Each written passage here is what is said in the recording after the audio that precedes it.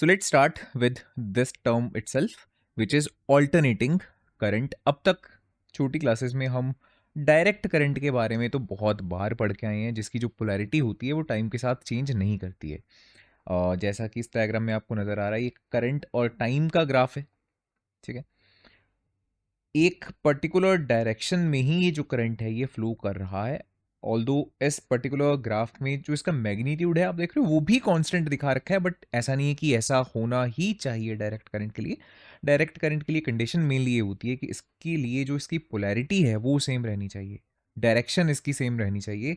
Magnitude कम ज़्यादा हो भी, इस तरह का भी हो तब भी चलेगा। आप देख रहे हो पोलैरिटी इसकी स्टिल कैसी है, एक ही तरह की है। ठीक, सो इस तरह का करंट होता है डायरेक्ट करंट, जो डायरेक्शन को चेंज नहीं करता है with time. But on the other hand जो ऑल्टरनेटिंग करंट है उसकी डायरेक्शन टाइम के साथ साथ चेंज होती है। This is a current time graph, and as you can see कि जो इसकी पोलैरिटी है वो टाइम के साथ साथ आप देख रहे हो बदल रही है। ठीक है, पहले ये पॉजिटिव वाई एक्सिस में ग्राफ जा रहा है, फिर नेगेटिव एक्सिस में, फिर positive Y, negative Y, positive Y. It means ये डायरेक्शन को क्या कर रहा है, चेंज कर रहा है, और बार बार चेंज कर रहा है, पीरियोडिकली चेंज कर रहा है। ठीक है, गौर करो जो ये एक साइकिल बन रही है, ठीक है, जितना टाइम इसको यहाँ से लेके यहाँ तक लगा होगा उतना ही टाइम ये यहाँ पे लेगा, उतना ही टाइम अगली साइकिल में लेगा। तो एक पर्टिकुलर इसका क्या रहता है, एक पीरियड रहता है, उतने टाइम के बाद इसने अपने आप को रिपीट करना है। तो डेफिनेशन को देख लेते हैं। ऑल्टरनेटिंग करंट एक इस तरह का करंट है जिसका मैग्नीट्यूड टाइम के साथ चेंज करता है और खास तौर पे उसकी डायरेक्शन पीरियोडिकली रिवर्स करती रहती है। ठीक है, तो इंडिया में खासतौर पे अगर हम बात करते हैं, हमारे घरों में जो एसी करंट की सप्लाई आती है दैट इज ऑफ 50 हर्ट्स। तो 50 हर्ट्स का मतलब क्या है, आपको पता है हर्ट्स जो होता है वो फ्रिक्वेंसी के ऐसे यूनिट्स हैं। तो 50 हर्ट्स मतलब एक सेकंड में इस तरह की 50 साइकिल्स कंप्लीट होती हैं। एंड एक साइकिल में बिकॉज इसने 2 बार डायरेक्शन को फ्लिप करा, राइट, दैट मीन्स अगर मैं एक सेकंड में 50 साइकिल्स की बात कर रहा हूं यहां पे, तो मैं कह सकता हूं कि एक सेकंड में 100 टाइम्स जो ये ऑल्टरनेटिंग करंट है ये डायरेक्शन को क्या कर रहा होगा, चेंज कर रहा होगा, रिवर्स कर रहा होगा। ठीक है, that is for the India. अलग अलग करंट कंट्रीज में अलग अलग फ्रिक्वेंसी का जो एसी करंट है वो यूज होता है। कुछ कंट्रीज में जो 60 हर्ट्स है उस तरह का करंट भी हम यूज़ करते हैं। एंड वहाँ पे क्या हो जाएगा कि एक सेकंड में 120 बार जो ये करंट है वो अपनी डायरेक्शन को चेंज कर रहा होगा, राइट। अब देखो जो ये ग्राफ हमारे पास बनता है इसी का, करंट और टाइम ग्राफ, इसमें यहाँ पे हमने दिखा रखी है peak value of the AC. Peak value को हम आई नॉट से रिप्रेजेंट करते हैं, बट हर एक मोमेंट पे जो करंट की वैल्यू रहेगी वो इस पीक वैल्यू को इक्वल नहीं है। देखो यहाँ पे तो बिल्कुल जीरो है, यहाँ भी जीरो है, जीरो जीरो जीरो। ठीक है, फिर यहाँ पे धीरे धीरे बढ़ के यहाँ वो पीक वैल्यू पर पहुँचती है, फिर डिक्रीज हो जा रही है, जीरो हो जा रही है, फिर वो डायरेक्शन को रिवर्स करके यहाँ पे अपनी पीक वैल्यू पे पहुँच रहा है, फिर जीरो हो जा रहा है, फिर धीरे धीरे बढ़ते हुए यहाँ पे उसकी पीक वैल्यू आ रही है, फिर वो डिक्रीज करके जीरो पे आ रहा है। तो अलग अलग इंस्टेंट्स पे अलग अलग करंट की यहाँ पे वैल्यू आपको देखने को मिलती है। सिर्फ इन पॉइंट्स के ऊपर हमें पीक वैल्यू देखने को मिलेगी करंट की। ठीक है, तो अगर हम इसको, इस करंट को इक्वेशन फॉर्म में लिखना चाहें तो हम इसको इस तरह से लिख सकते हैं कि जो इंस्टेंटेनियस वैल्यू है करंट की, बाय इंस्टेंटेनियस वैल्यू हम क्या समझते हैं कि किसी भी मोमेंट पे, किसी भी पर्टिकुलर टाइम पे अगर हमें वैल्यू चाहिए करंट की, तो हमें इस तरह से इस इक्वेशन को यूज करना पड़ेगा, and this I is the instantaneous value of the current.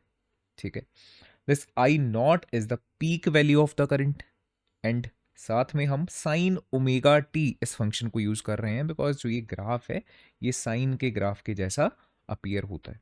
ठीक है, तो इसी चीज़ को अगर और अच्छे से समझेंगे यहाँ पे ग्राफ की फॉर्म से, बट उससे पहले छोटी मोटी चीज़ें इनको देख लेते हैं।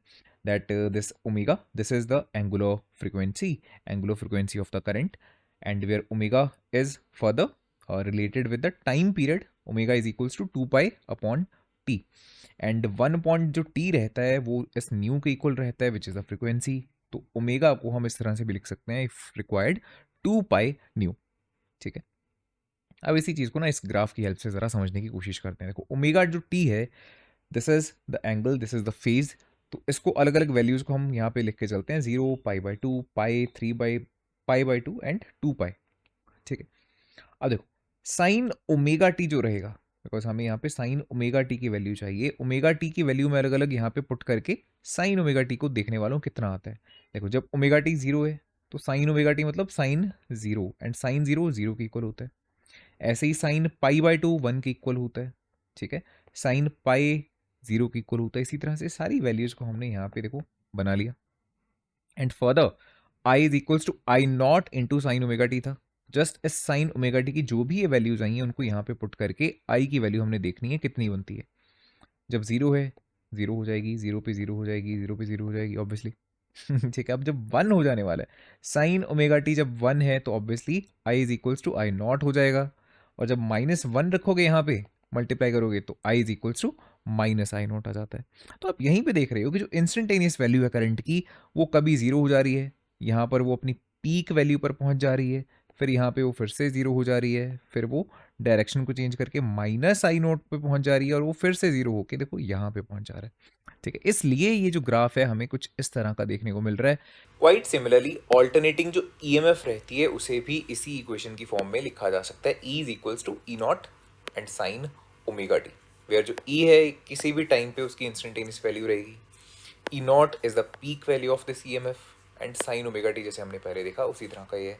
ठीक है, मोर ओवर अगर हम चाहें तो इस फंक्शन को कुछ इस तरह से भी लिख के चल सकते हैं, E is equals to E not cos omega T.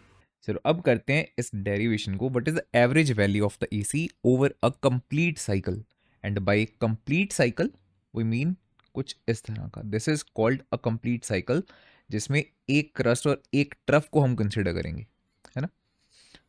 So let's see, as we know the instantaneous value of the current that is I is equals to, पूरा लिख भी लेते हैं, द इंस्टेंटेनियस वैल्यू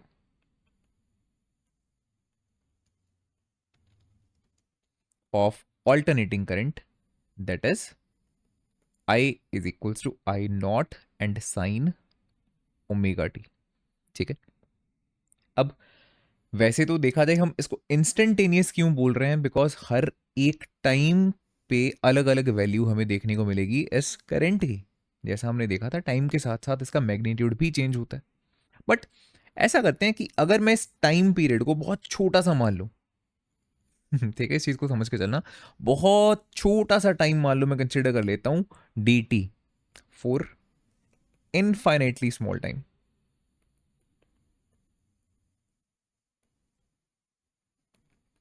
ठीक है, दैट इज टी टी।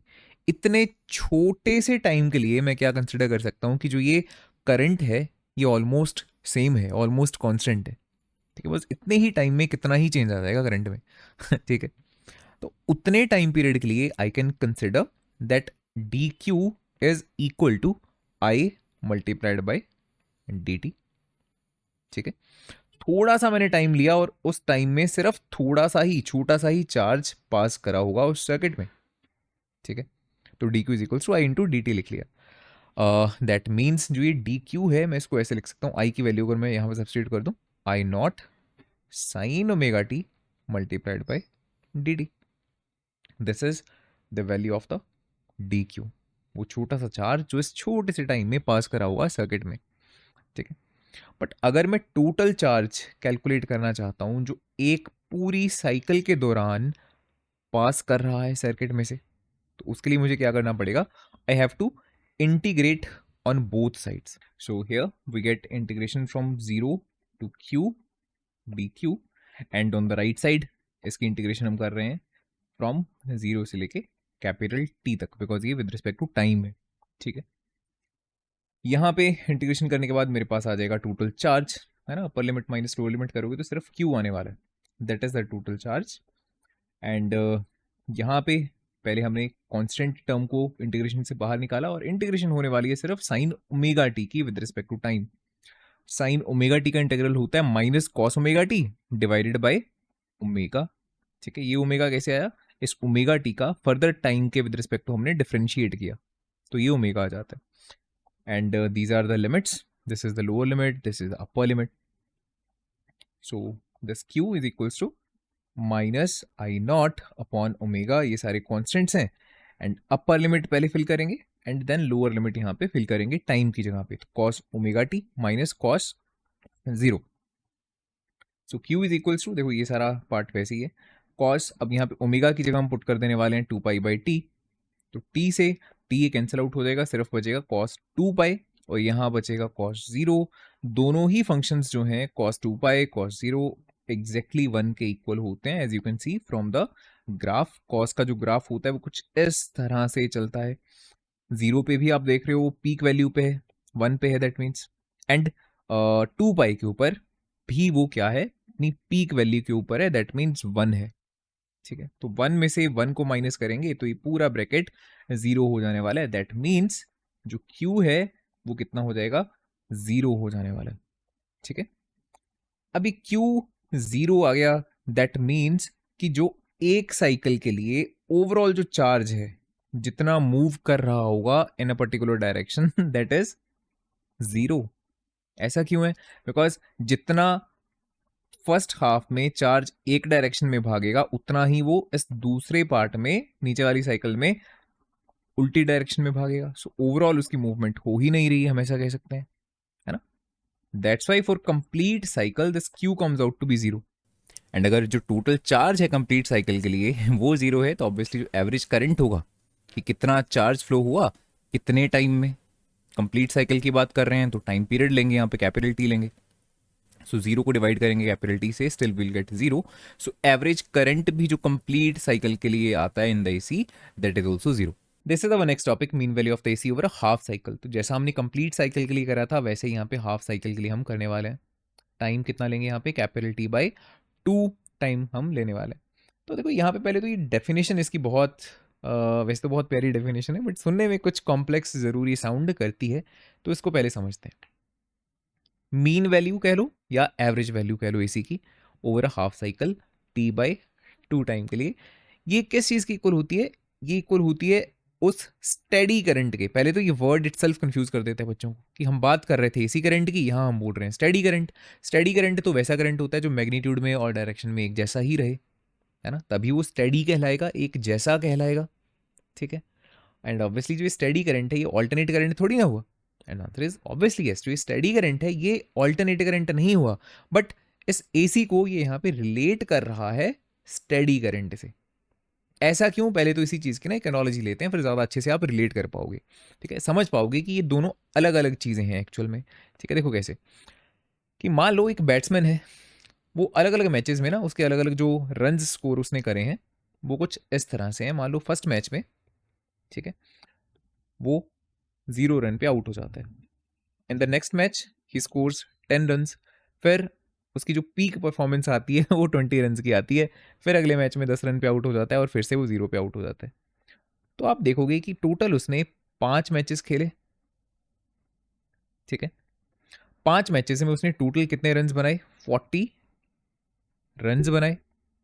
ठीक है ना, एंड अगर उसकी मैं यहाँ पे आपको एवरेज पूछूं, आपने देखा होगा ना मैचेस में भी बैट्समैन की एवरेज लिखी आती है, तो इसकी एवरेज आप किस तरह से कैलकुलेट करोगे कि उसने 40 रन बनाए 5 मैचेस को खेल के, तो 40 को आप 5 से डिवाइड करोगे एंड 8 रन जो हैं ये 8 रन पर मैच, ये उसकी एवरेज आ जाएगी। हर मैच में वो लगभग 8 रन बनाता है ना।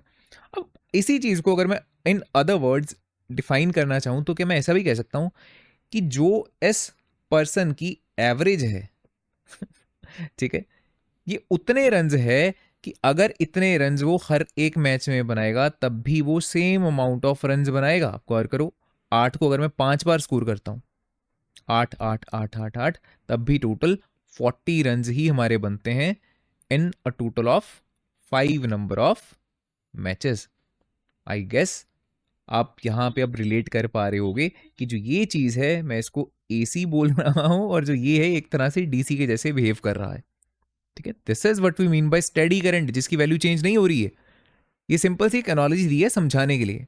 ठीक है, कि चाहे आप देखो ऊपर नीचे होके इस तरह से वैल्यूज को चेंज करके 40 रन बनाओ 5 मैचेस में, और चाहे उतने ही रन आप हर एक मैचेस में बनाओ, यहां पे हम केसेस इस तरह से बना रहे हैं कि टोटल रन उतने ही बन रहे हैं।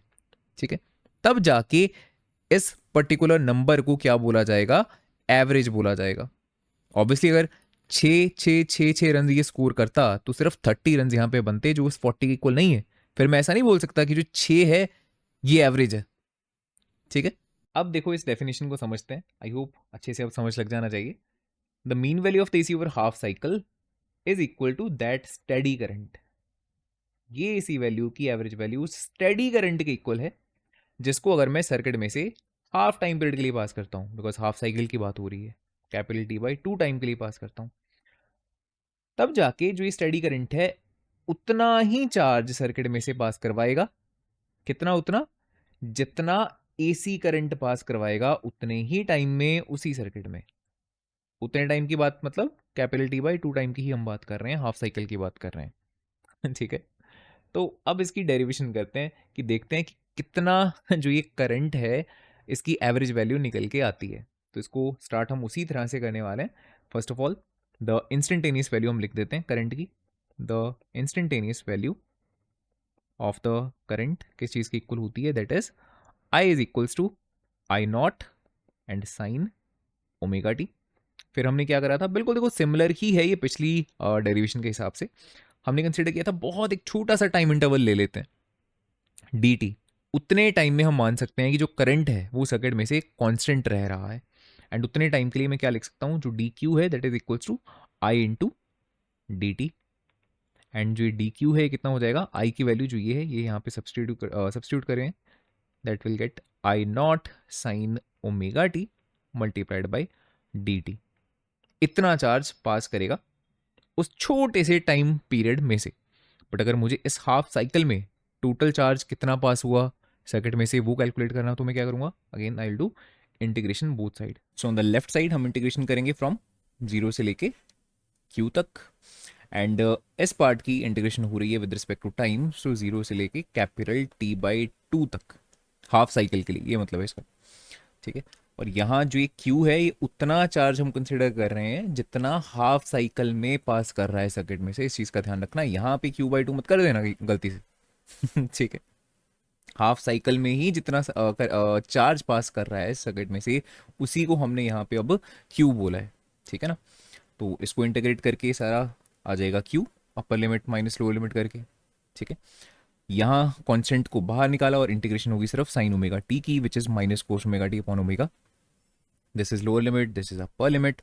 लिमिट्स को पुट करेंगे, ऐसा रिजल्ट बनेगा। ओमेगा 2 पाई बाई टी होता है। देखो ये कंप्लीटली सिमिलर है हमारी पिछली डेरिवेशन से, इसलिए थोड़ा स्पीड से इसको कर रहा हूँ। टी से टी कटेगा, 2 से 2 कटेगा, सिर्फ क्या बचा? कॉस पाई, और यहाँ बचा कॉस जीरो। यहाँ कॉस जीरो भी 1 होता है और कॉस पाई -1 होता है। अब दोनों कैंसिल आउट नहीं होंगे। पिछली बार क्या हुआ था? यहाँ 2 पाई था, ये भी 1 था, ये भी 1 था, कैंसिल आउट करके ये पूरा रिजल्ट 0 बना था। बट यहाँ अब -1 दैट मीन्स -2, नेगेटिव से नेगेटिव कटेगा और ओवरऑल जो आपका रिजल्ट है इतना निकल के आएगा। अभी इसकी एक फाइनाइट वैल्यू आपको देखने को मिल रही है। ठीक है, सो Q जो है उसे हमने 2 आई नॉट अपॉन ओमेगा को further 2 pi by T put कर देते हैं और सिंप्लीफाई करके ये रिजल्ट आपका बन जाता है। This is quite important result. Half cycle के दौरान इतना चार्ज सर्किट में से पास करेगा जब हमने किसी सर्किट को एसी सप्लाई के साथ कनेक्ट कर रखा है। अब यहाँ पे अगर मुझे एवरेज करंट निकालना है तो मैं क्या करूंगा? इस चार्ज को डिवाइड करूंगा कितने टाइम से? t/2 से। ठीक है, t से t कटेगा और ये रिजल्ट हमारा निकल के आने वाला है 2 आई नॉट अपॉन पाई। और यहाँ पे जो 2 को पाई से डिवाइड करते हो तो इतना आता है 0.637, इसको याद रख लेना। ठीक है, you have to directly remember this value. That means जो एवरेज करंट होता है हाफ साइकिल के लिए वो पीक करंट का 0.637 टाइम्स होता है, या कह लो 63.7% या अप्रोक्सीमेटली 64% होता है पीक साइकिल का, पीक करंट का। ठीक है ना, जैसे इस तरह से मान लेते हैं ये पीक करंट है तो इसका रफली 64% हिस्सा जो होगा that is average current, right. The next topic is RMS value of the AC over half cycle. अगर आप चाहो तो इसको फुल साइकिल के लिए भी निकाल सकते हो और यहाँ पर एक्चुअल में कोई आपको डिफरेंस देखने को मिलेगा नहीं जब आप आरएमएस वैल्यू कैलकुलेट करोगे। फुल साइकिल कैलकुलेट कर लो चाहे हाफ साइकिल कैलकुलेट करो, सेम ही रिजल्ट आपको देखने को मिलेगा। सो हम इस वीडियो में कैलकुलेट करने वाले हैं फॉर द हाफ साइकिल। ठीक है, so let's see. First of all वही चीज, instantaneous value of the current that is I is equals to I not and sine omega T. अब अगर डेफिनेशन की बात करते हैं तो जो आरएमएस वैल्यू होती है वो क्या रहती है? दैट अगर हमारे पास एक स्टेडी करंट हो तो देखो यहां पर भी जो इसकी डेफिनेशन है वो स्टेडी करंट के हिसाब से ही बनाई गई है। अगर हमारे पास एक स्टेडी करंट हो, किस तरह का स्टेडी करंट, कि अगर उसको हम एक रेजिस्टर में से पास करें किसी भी पर्टिकुलर टाइम के लिए, अगर मैं हाफ साइकिल मान रहा हूं तो मान लो कैपिटल टी बाई 2 टाइम के लिए, ठीक है, तो वो भी उतनी ही हीट प्रोड्यूस करे जितनी ये एसी प्रोड्यूस करता है हाफ साइकिल के लिए, ठीक है। तब जाके उस स्टेडी करंट की जो वैल्यू है उसे हम क्या कहेंगे, RMS value of the AC, ठीक है। इसे और हम किस नाम से जानते हैं, it is also known as the effective value of the AC, effective value of the AC. अब स्टार्टिंग फिर हम कुछ वैसे ही करने वाले हैं कि मान लेते हैं इस हाफ साइकिल के ड्यूरिंग एक छोटा सा टाइम इंटरवल है D T, and let's suppose कि उस डी टी टाइम के लिए बहुत ही थोड़ा सा जो चार्ज है वो पास कर रहा है सर्किट में से, ठीक है। इट मींस कंसिडर कर सकते हैं कि जो करंट है वो ऑलमोस्ट कांस्टेंट है उस छोटे से टाइम के लिए। तो उस छोटे से टाइम के लिए जो लेट्स से हीट जनरेट हो रही होगी, हीट डिसिपेट हो रही होगी from the resistor, that can be written as D H is equals to I का square into R into D T. छोटा सा टाइम इसलिए छोटी सी ये हीट है, ठीक है। आई की वैल्यू को अगर मैं यहां पे सब्सटीट्यूट कर देता हूं तो ये बन जाएगा आई नॉट का square sine square omega T into R into D T, ठीक है। अब ये तो बहुत छोटे से टाइम के लिए छोटी सी जो हीट है वो हमने फाइंड करी है, बट अगर मैं चाहता हूं इस पूरे हाफ साइकिल के लिए टोटल कितनी हीट डिसिपेट हो रही होगी, तो उसके लिए मुझे क्या करना पड़ेगा, इंटीग्रेट करना पड़ेगा बोथ साइड, ठीक है। सो इस साइड तो अगर मैं इंटीग्रेट करूंगा तो मेरे पास ऑब्वियसली टोटल हीट आ जाने वाली है, एच आ जाने वाला है। एंड इस साइड देखते हैं क्या मिलेगा, इंटीग्रेशन 0 से लेके टी बाई 2। कॉन्स्टेंट यहाँ पे क्या चीज है, आई नॉट का स्क्वायर कॉन्स्टेंट है, आर भी कॉन्स्टेंट है, तो इसको अगले स्टेप में चलो बाहर ले आते हैं। फिलहाल आई नॉट का स्क्वायर इंटू आर, इसको ऐसे लिख लिया, और जो वेरिएबल है sign square omega T D T, इसको इधर लिख लेते हैं। अब जो कांस्टेंट है उनको बाहर ले लेते हैं, आई नॉट का स्क्वायर आर इंटीग्रेशन 0 से लेके टी बाई 2।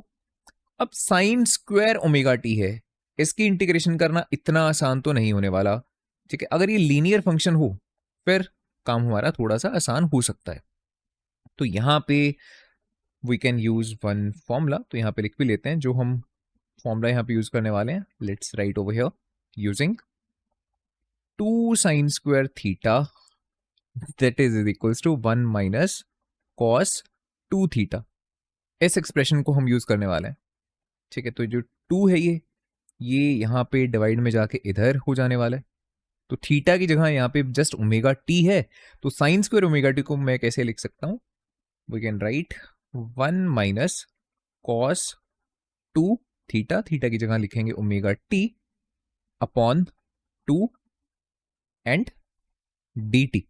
अब देखो जो ये एच है इसे मैं और किस फॉर्म में लिख सकता हूँ, आई आर एम एस का square into R into T by 2। Joule's law of heating को ही यूज किया है, H is equals to I square into R into T होता है ना। तो जस्ट हमने क्या बोला था, जैसे स्टार्टिंग में डिफाइन किया था आरएमएस वैल्यू को, कि उतना करंट है जितना सेम अमाउंट ऑफ हीट को जनरेट करता है जितनी इस पूरे एसी की वजह से हीट जनरेट होगी इन द सेम टाइम। कहने का मतलब अगर टी बाई 2 टाइम में एसी इतनी हीट ओवरऑल जो ये हीट आई है ये जनरेट कर रहा होगा, तो सेम अमाउंट ऑफ हीट कौन जनरेट करेगा, ये वाला करंट जनरेट करेगा। हेंस उस हीट को मैं आरएमएस की फॉर्म में इस तरह से भी लिख सकता हूं, आई का square into R into T by 2। Time must be same, जो टी बाई 2 यहाँ है वही टी बाई 2 यहाँ रखेंगे। ऐसे अगर कंप्लीट साइकिल करते तो यहाँ भी कैपिटल टी आता, यहाँ भी कैपिटल टी आ जाता, ठीक है। तो जो कॉमन पार्ट है आर से आर कटेगा, 2 से 2 कटेगा, वो हमने कैंसिल आउट कर दिया। आई आर एम एस का square that is equals to जो ये टी था इसको हम डिवाइड में ले जा चुके हैं, डिवाइडेड बाई टी, ठीक है। अब देखो इंटीग्रेशन हो रही है 0 से लेके टी बाई 2 तक, पहले करेंगे 1 की विद रिस्पेक्ट टू टाइम, फिर माइनस, फिर होगी कॉस 2 ओमेगा टी की विद रिस्पेक्ट टू टाइम, ठीक है। 1 की इंटीग्रेशन कितनी हो जाएगी, टाइम के विद रिस्पेक्ट टू कर रहे हैं सो हो जाएगी स्मॉल टी, और जब इसमें लिमिट्स पुट करेंगे, अपर लिमिट ये आ जाएगा कैपिटल T/2, लोअर लिमिट 0 है तो उसको हमने स्किप कर दिया। कॉस 2 ओमेगा टी की इंटीग्रेशन क्या होती है, sine 2 omega T, further 2 omega T का डिफ्रेंसिएशन होगा और आ जाएगा 2 ओमेगा डिवाइड में लिमिट्स 0 से लेके T/2 पुट करेंगे, ठीक है। तो आ जाएगा साइन 2 ओमेगा की जगह 2 पाई/टी, अपर लिमिट हमने पुट करी T/2 एंड माइनस जब लोअर लिमिट पुट करेंगे फिर तो साइन 0 ही हो जाएगा, साइन 0 0 होता है, इसको आप डायरेक्टली स्किप भी कर सकते हो यहाँ पे। अब देखो T/2, ठीक है, यहाँ पे 1/2 ओमेगा जो सारा कांस्टेंट है वो सारा सेम है, 2 को 2 से मल्टीप्लाई करा 4 पाई और ये है साइन 0। अब गौर करेंगे साइन 0 0 होता है, जो साइन 4 पाई है वो भी 0 होता है।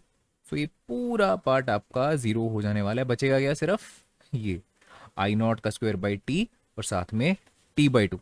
टी से टी कैंसिल आउट करा तो सिर्फ कितना बच गया, I0 का स्क्वायर बाई 2। अब गौर करो यहाँ पे IRMS का स्क्वायर है, अगर हमें सिंपल IRMS चाहिए तो मैं क्या करूंगा, स्क्वायर रूट कर लूंगा बोथ साइड और यहाँ आ जाएगा I0 और नीचे 2 का स्क्वायर रूट हो जाएगा स्क्वायर रूट 2, ठीक है। दैट मीन्स जो रूट मीन स्क्वायर वैल्यू होती है करंट की वो पीक करंट का 1/√2 टाइम्स होती है, और जो 1/√2 है ये इस चीज के इक्वल होता है। ये वैल्यू भी आपको डायरेक्टली याद रखनी है, you have to remember this 0.707।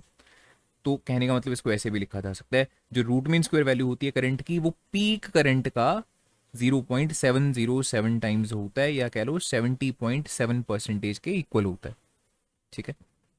जितनी हीट पीक करंट प्रोड्यूस करेगा, कहने का मतलब ये है उसकी 70.7% जो हीट है वो आरएमएस वैल्यू भी क्या कर सकती है, प्रोड्यूस कर सकती है। The next topic is AC through a resistor, और ये काफ़ी बेसिक सा एक टॉपिक बनता है। इसमें जस्ट आपको क्या करना है, first of all let's say मान लो आपके पास एक इस तरह से एक रेजिस्टर है, उसको आपने एसी सप्लाई के साथ कनेक्ट कर दिया, ठीक है। एंड किसी भी टाइम पे मान लो जो करंट है वो कुछ इस तरह से फ्लो कर रहा है, उसका मैग्नीट्यूड इतना है, this is the instantaneous current, और ये भी उसकी इंस्टेंटेनियस डायरेक्शन शो कर रखी है। ऑब्वियसली ये पीरियोडिकली स्विच करेगा but this is at any instant, okay. अब फर्स्ट ऑफ ऑल जैसे लिखा है एसी थ्रू अ रेजिस्टर, तो हम क्या कंसिडर कर रहे हैं कि जो ये सर्किट है ये प्योरली ओहमिक रेजिस्टर वाला ही सर्किट है, इसमें कोई भी इंडक्टेंस नहीं है, कोई भी कैपेसिटेंस नहीं है और कुछ भी इसके साथ कनेक्टेड नहीं है, सिर्फ एंड सिर्फ क्या है, एक रेजिस्टर कनेक्टेड है जिसकी जो रेजिस्टेंस है वो कितनी है, लेट्स से कैपिटल आर है। जो ये सप्लाई है इसकी ईएमएफ को भी कंसिडर कर लेते हैं कैपिटल ई, ठीक है। तो इतनी चीजें हैं फर्स्टली जो आपको कंसिडर करके चलनी है। अब किसी भी पर्टिकुलर टाइम पे जो इंस्टेंटेनियस वैल्यू रहेगी इस ईएमएफ की, उसको मैं कैसे लिख सकता हूं, E is equals to E0 sine omega T. This is what the instantaneous value of the alternating EMF, ठीक है। Now using the Ohm's law, E is equals to I into R हम ऐसे लिख सकते हैं, ठीक है ना। तो यहां से अगर मैं I को कैलकुलेट करना चाहूं तो मैं लिख सकता हूं इसको E/R, एंड E मेरे पास है, तो क्यों ना हम इंस्टेंटेनियस करंट को भी फाइंड कर लें यहां से। तो देखो कितना रिजल्ट आएगा हमारे पास, I is equals to E/R, मतलब ये पूरी टर्म डिवाइडेड बाय R, तो E0 बाई R एंड साथ में साइन ओमेगा टी, ठीक है। Now again using the Ohm's law, जो ये E0 बाई R है, गौर करो ये क्या है, ये पीक ईएमएफ है, उसको मैंने डिवाइड कर दिया रेजिस्टेंस से, तो इसको डिवाइड करके मेरे पास जो टर्म आएगी obviously that will have the units of the current. भाई कौन सा करंट आएगा, it will be the peak current, that means I0। तो ये जो चीज है ये I0 के इक्वल आ रही है, हेंस जो इक्वेशन है क्या बन जाएगी, I is equals to I0 sine omega T, ठीक है। तो ऐसा करते हैं, जो ये दो इक्वेशंस आई है ना हमारे पास, इनको इक्वेशन नंबर्स दे देते हैं। एक तो ये इक्वेशन है, दिस इज इक्वेशन नंबर 2, और जो ये फर्स्टली हमने कंसिडर करी थी E is equals to E0 sine omega T, इसको मान लेते हैं इक्वेशन नंबर 1। अब इनको आपको गौर से देखना है, E is equals to E0 sine omega T, I is equals to I0 sine omega T, दोनों में जो एंगल है यहां भी ओमेगा टी है और यहां भी आप देख रहे हो ओमेगा टी ही है, कोई भी डिफरेंस नहीं है। ऐसा नहीं है कि एक में ओमेगा टी है और दूसरे में ओमेगा टी प्लस समथिंग है, ओमेगा टी प्लस पाई है, omega T plus pi by 2 है, omega T minus pi by 4 है, कुछ भी ऐसा चेंज नहीं है। सेम ओमेगा टी यहाँ देखने को मिल रहा है, उतना ही ओमेगा टी आपको यहाँ देखने को मिल रहा है। ठीक है, दैट मीन्स यहाँ पे करंट एंड जो ईएमएफ है, स्पेसिफिकली सेइंग जो इंस्टेंटेनियस करंट है और जो इंस्टेंटेनियस ईएमएफ है, वो दोनों ही क्वांटिटीज आपस में क्या रहती हैं, इन फेज रहती हैं। कोई भी फेज डिफरेंस इन दोनों में आपको देखने को नहीं मिलेगा जब आप एसी को पास करवाते हो एक रजिस्टर में से। ठीक है, बट ये तो सबसे सिंपल सा केस है रजिस्टर वाला, बहुत सीधा साधा। ऐसा आपको बिल्कुल भी देखने को नहीं मिलेगा जब हम एसी को कैपेसिटर में से पास करेंगे, या फिर इवन जब हम इस एसी करंट को एक इंडक्टर में से पास करवाएंगे, तब आपको देखने को मिलेगा कुछ ना कुछ फेज डिफरेंस इन दोनों क्वांटिटीज के बीच में। Our next topic is AC through an inductor. So firstly let's draw an inductor and इसको हम कनेक्ट कर देते हैं एक AC सप्लाई के साथ कुछ इस तरह से। AC सोर्स है, पीरियोडिकली अपनी डायरेक्शन को ये स्विच करता रहेगा, पीरियोडिकली चेंज करता रहेगा, बट किसी पर्टिकुलर इंस्टेंट पे मान लेते हैं जो ये साइड है this is at higher potential, this side is at lower potential. So current जो है वो कुछ इस तरह से फ्लो कर रहा है। ठीक है, व्हाट एल्स, करंट का जो मैग्नीट्यूड है let's call it capital I, जो ईएमएफ है इस सोर्स की let's call it capital E, और जो इंडक्टेंस है दैट इज कैपिटल एल। ठीक है, तो देखो जो ये सोर्स है ये एसी सोर्स है और इसकी इंस्टेंटेनियस ईएमएफ को मैं लिख सकता हूँ E is equals to E not sine omega T. ठीक है, अब ये काफ़ी खास हमारे लिए सर्किट बन जाता है बिकॉज यहाँ पे इंडक्टर है, और इंडक्टर के लिए हमने पढ़ा है कि जब भी इसमें से पास होने वाला जो करंट है वो आप चेंज करते हो तो इसको ये बिल्कुल पसंद नहीं है। ठीक है, ये इस चीज़ को क्या करेगा, अपोज करेगा। जब आप करंट को बढ़ाओगे तो ये उसको कम करने की कोशिश करेगा, और जब आप कम करोगे तो ये उसको बढ़ाने की कोशिश करेगा। बिल्कुल उल्टा चलता है ये, ऑपोजिशन के जैसे ये। ठीक है, हमेशा विरोध ही करेगा ये। ठीक है ना, तो इतना क्लियर है। मोर ओवर एक तो ये ईएमएफ है, ठीक है, which is because of the AC source, but because ये एसी सोर्स है, बिकॉज जो करंट है वो चेंज हो रहा है, एंड चेंजिंग करंट की वजह से यहाँ पर भी एक ईएमएफ हमें प्रोड्यूस होती नज़र आएगी, इंड्यूस्ड ईएमएफ नज़र आएगी जो इसे अपोज करना चाहेगी, है ना। एंड वो जो ईएमएफ है let's call it small E, उसका जो एक्सप्रेशन रहता है हमारे पास that is equals to minus L and D I by D T, जहाँ जो ये माइनस का साइन है ये सिर्फ हमें ये बताता है कि ये इस चीज़ को अपोज करना चाहेगा, है ना। जो कॉज है ये उसको अपोज करना चाहेगा। ये माइनस साइन हमें सिर्फ यही बता रहा है। फिलहाल मैं इसको इग्नोर करके चलूँगा बिकॉज लेटर ऑन जब मुझे ज़रूरत पड़ेगी तो मैं साइन को वहाँ पे सोचूंगा कि मुझे कौन सा साइन यूज़ करना है। फिलहाल जस्ट इसका मैग्नीट्यूड लिख देते हैं, ठीक है। अच्छा, अब ज़रा गौर करो इस सर्किट के ऊपर। Let's call it point A, let's call it point B. Similarly इसको सी बोल देंगे और इस पॉइंट को डी बोल देते हैं।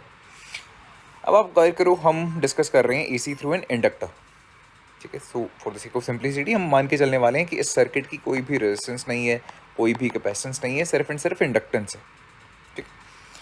अच्छा, अब गौर करो ज़रा, यहाँ पे ए से लेके सी पॉइंट के बीच में क्या कोई भी ऐसी चीज़ है जिसकी कुछ ना कुछ रेजिस्टेंस हो? Answer is no. अभी हमने बोला आर इज इक्वल्स टू 0, ठीक है। यहाँ कोई रजिस्टर भी नहीं लगा, सर्किट की खुद की भी कोई रेजिस्टेंस नहीं है, हम ऐसा कंसिडर कर रहे हैं। दैट मीन्स कहने का मतलब जितना पोटेंशियल ए पॉइंट का है उतना ही सी पॉइंट का है ना।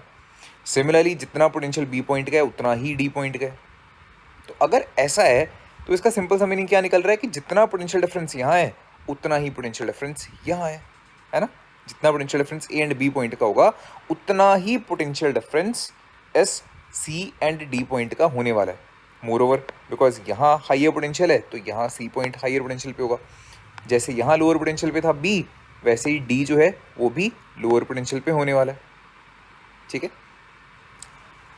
यहाँ हमने लिख दिया सोर्स की ईएमएफ को, तो यहाँ भी इसकी ईएमएफ को मेंशन कर देते हैं, जो है एल और D I by D T, L into D I by D T, that is the induced EMF. अब अगर मैं इस लूप में यूज़ करता हूँ किरचॉफ्स वोल्टेज लॉ, ठीक है, तो गौर करो, फर्स्टली हम नेगेटिव से पॉजिटिव के तरफ जा रहे हैं, दैट मीन्स जो पोटेंशियल है वो क्या कर रहा है, इंक्रीज कर रहा है, तो इसको मैं पॉजिटिव कंसिडर करके चलूँगा। सो आई विल राइट पॉजिटिव ई, ठीक है। फिर जब हम इस तरह से होते हुए यहाँ से गुजर रहे हैं, तो हम C से D की तरफ जा रहे हैं और पोटेंशियल में अब क्या आ रहा है, ड्रॉप आ रहा है। C is at higher potential, D is at lower potential, so इसको मैं नेगेटिव कंसिडर करूँगा, minus L D I by D T, and that is equals to zero, that is the KVL। गौर करो, यहाँ जो minus था ये वो वाला माइनस नहीं है, ये जो माइनस आया है ये क्यों आया है, बिकॉज C से D पॉइंट की तरफ हम गए हैं और पोटेंशियल में ड्रॉप आया है इस वजह से। तो फिर ये वाला माइनस हमने क्यों नहीं लगाया, बिकॉज देखो साइन को आप एक बार सोचते हो ना, ऐसा नहीं है कि एक तो यहाँ भी नेगेटिव को देखोगे, फिर आप यहाँ भी गौर करोगे कि हाँ मैं इस पॉइंट से इस पॉइंट में आ रहा हूँ, ठीक है।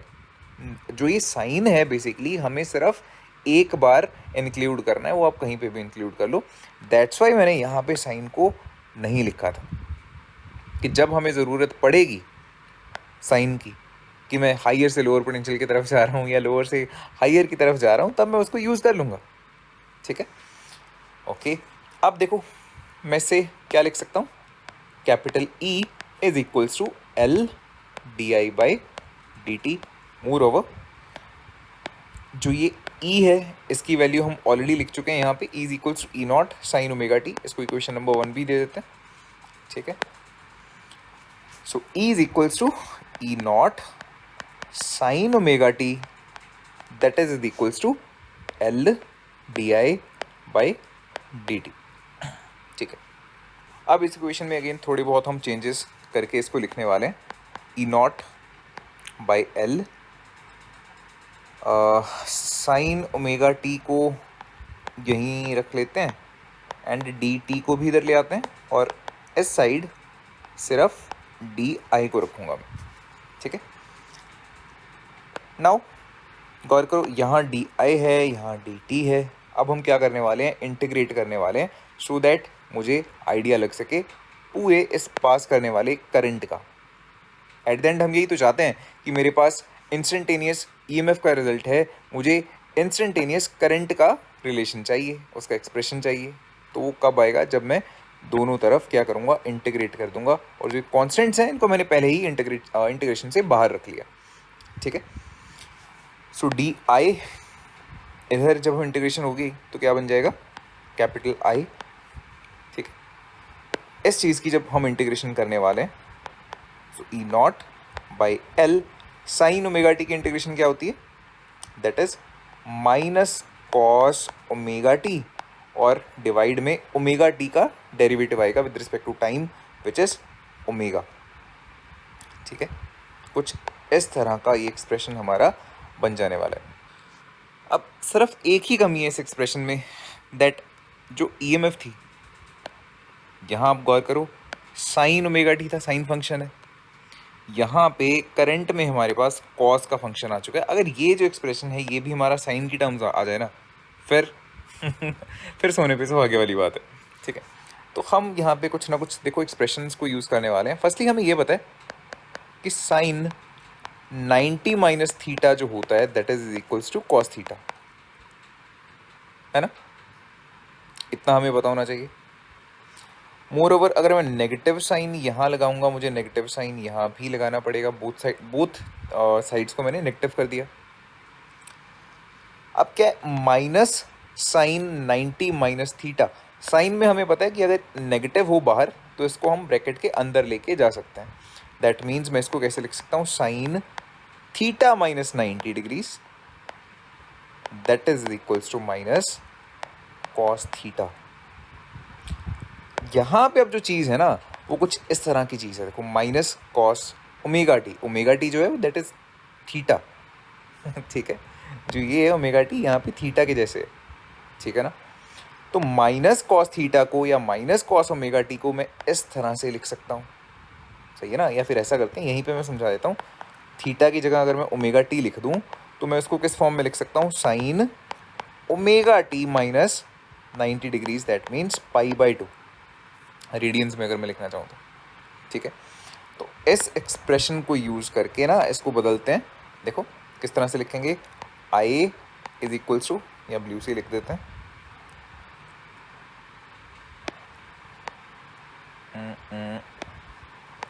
आई is equals to E not upon omega L, और साथ में जो माइनस कॉस ओमेगा टी था इसको हमने चेंज करके क्या लिख दिया, साइन ओमेगा टी माइनस पाई/2, ठीक है।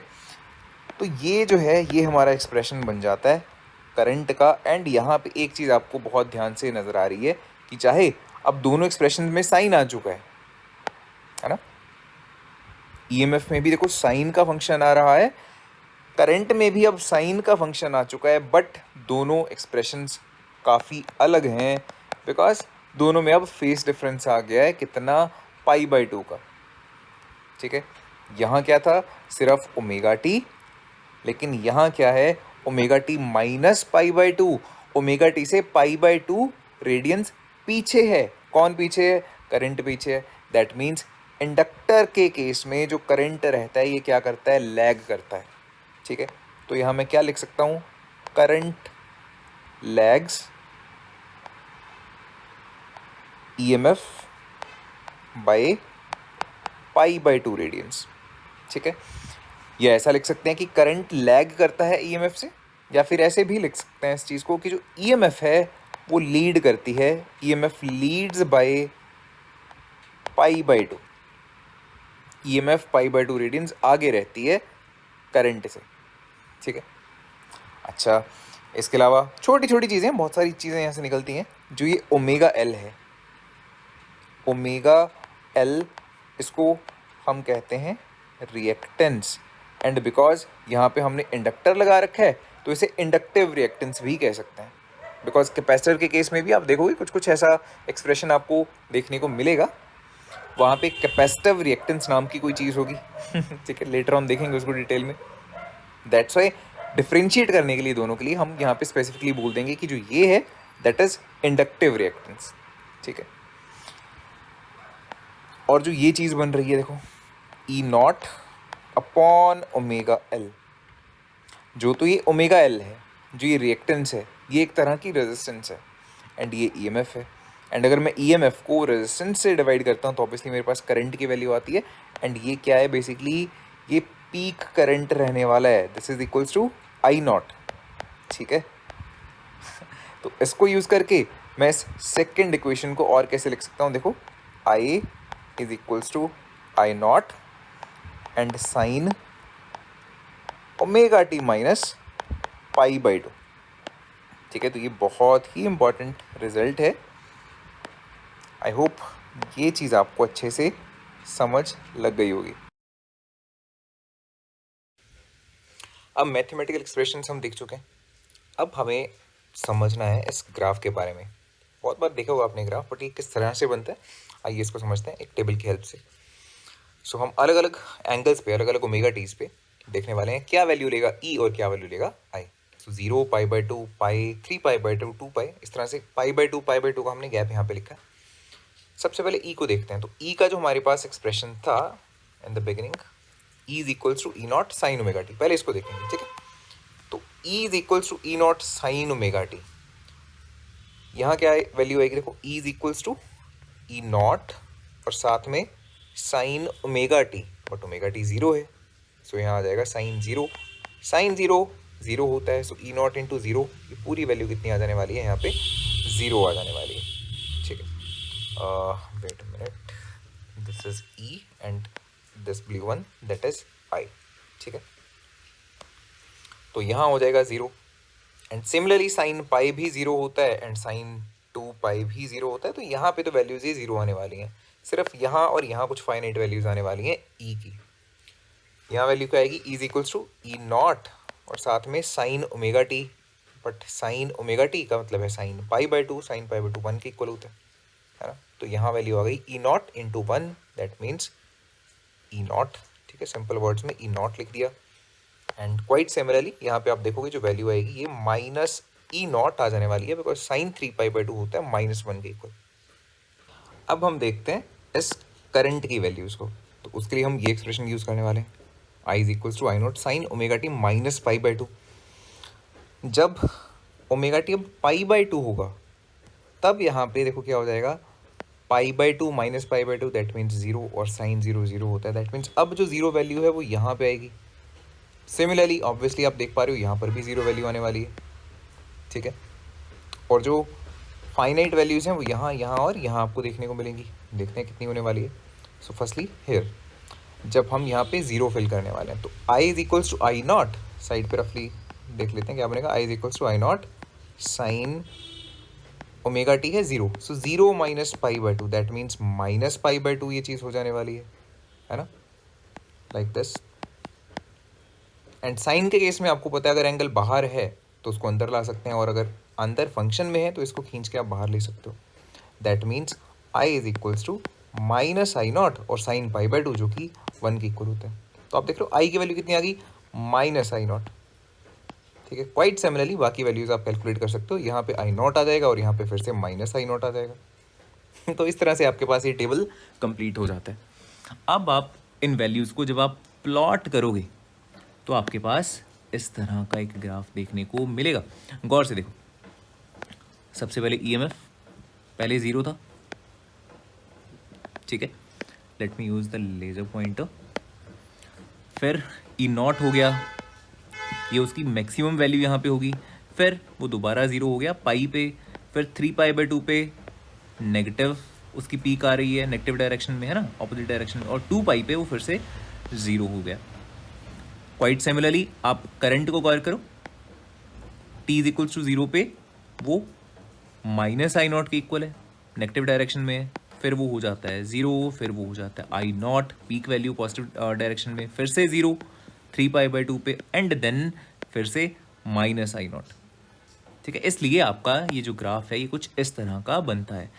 मोर ओवर यहाँ पे बहुत इंटरेस्टिंग चीज़ है जो आप ग्राफ से भी ऑब्जर्व कर सकते हो और इस टेबल में भी ऑब्जर्व कर सकते हो, दैट कि जब जब एक क्वांटिटी 0 है, जैसे ईएमएफ आप देख रहे हो, जब जब 0 है वहाँ वहाँ करंट की जो वैल्यूज़ है वो पीक वैल्यूज़ हैं, चाहे वो पॉजिटिव डायरेक्शन में पीक वैल्यू हो चाहे नेगेटिव डायरेक्शन में पीक वैल्यू हो, बट वो पीक वैल्यू होगी। सिमिलरली करंट जब जब 0 है तब तब जो ईएमएफ है वो पीक वैल्यू ले रहा है, और वो हमें ग्राफ में भी देखो दिख रहा है।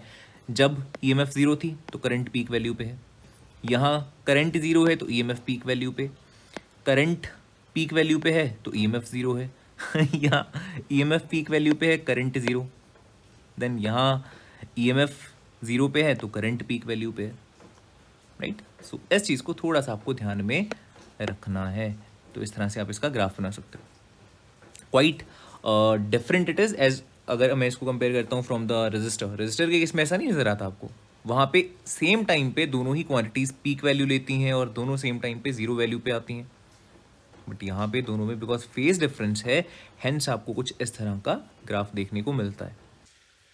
Then we have this derivation, बहुत ही इंपॉर्टेंट डेरिवेशन ये बनती है AC through a capacitor.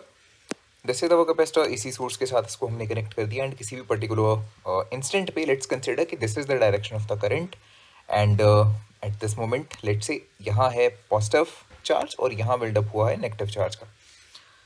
Already हमने प्रीवियस चैप्टर्स में पढ़ा हुआ है, जितना पॉजिटिव चार्ज यहाँ पे बिल्डअप होगा उतना ही नेगेटिव यहाँ पे होगा। ओवरऑल तो 0 ही चार्ज होता है ना, जस्ट रीडिस्ट्रीब्यूशन बिकॉज होती है कैपेसिटर के ऊपर चार्जेस की, दैट्स इट। तो this is the AC supply जिसकी जो इंस्टेंटेनियस ईएमएफ है is equals to nought sine omega T. अब जो ये चार्ज है, एंड स्पेसिफिकली मैं क्या बात कर रहा हूँ, एक प्लेट के ऊपर जितना चार्ज है उसका जो मैग्नीट्यूड है उसको हम किस तरह से लिख सकते हैं, that Q is equals to C into V, right, potential difference. And कितना पोटेंशियल डिफरेंस होगा यहाँ पे, ऑब्वियसली जितना यहाँ पे ईएमएफ है। सो इस वजह से मैं Q is equals to C into E लिख सकता हूँ, और देखो यहाँ पे कोई रजिस्टर वगैरह नहीं कनेक्ट कर रखा हमने, ठीक है। So Q is equals to C into E, further इसको लिख सकते हैं Q is equals to C E not sine omega T using this expression, ठीक है। नाउ अगर मैं ईएमएफ को रिलेट करना चाहता हूँ करंट से, तो करंट मेरे पास कैसे आएगा अगर मैं इस फॉर्मूला को यूज़ करूँगा, D Q by D T. And again हम जैसे स्टार्टिंग में हमने किया था, छोटा सा एक टाइम इंटरवल मान लेंगे डी टी, जिसमें लेट्स से कि जो करंट है वो ऑलमोस्ट कांस्टेंट रहेगा, और उस छोटे से टाइम इंटरवल पे मान लेते हैं जो ये चार्ज बिल्डअप हुआ है ये भी बहुत छोटा सा चार्ज है, ठीक है, that is small d q. I is equals to d q upon d t. I is equals to d by D t, q की जो वैल्यू है वो ये है, तो यहाँ पे हम सब्स्टिट्यूट कर देते हैं। एंड देन यहाँ पे डेरिवेशन होने वाली है with respect to time. Constants को हमने बाहर निकाला, डेरिवेशन होगी सिर्फ साइन ओमेगा टी की, जो होती है cos omega T into omega. Omega T का बिकॉज हमने फर्दर डेरिवेटिव किया है विद रिस्पेक्ट टू टाइम, इसलिए ओमेगा आ गया साथ में, ठीक है।